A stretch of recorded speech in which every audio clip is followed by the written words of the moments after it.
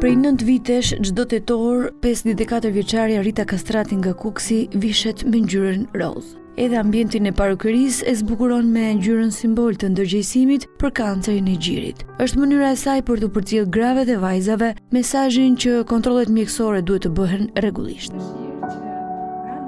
Në moshën 45 vjeçare, Rita mori lajmin që i tronditi jetën. Më parë nuk kishte bërë asnjë kontroll, derisa dhimbjet e forta detyruan të shkojë te mjeku, i cili diagnostikoi tumorin.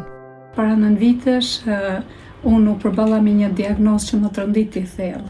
Kur mora vesh që doktori në Tiranë më tha ke tumor në gji dhe ishte një tronditje e madhe, një moment që më ndryshoi jetën dhe nuk është e lehtë sepse normalisht kam kaluar frikë, pasiguri, shumë sfida, por gjatë kësaj periudhe është ti pastaj mendon, do të dorëzohem apo do të luftoj për jetën.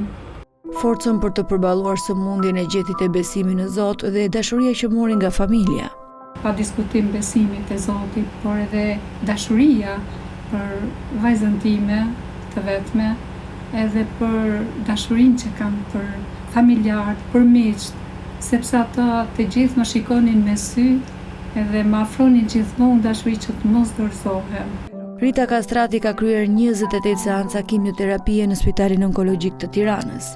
I bërë kemioterapit, ishte një sfidë sepse kur doktori të thotë që do të kesh ndryshime në trupin fizik nga flokë që do të bien, nuk është e lehtë paraqitja.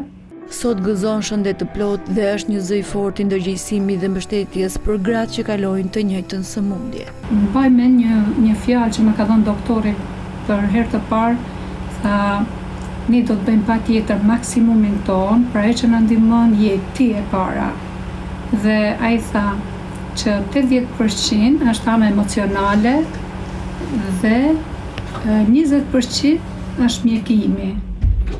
Dhe i thash patjetër, këtë 10 që ne kemi. Rita u bën apel grave të mos neglizhojnë kontrollet periodike me mamografi.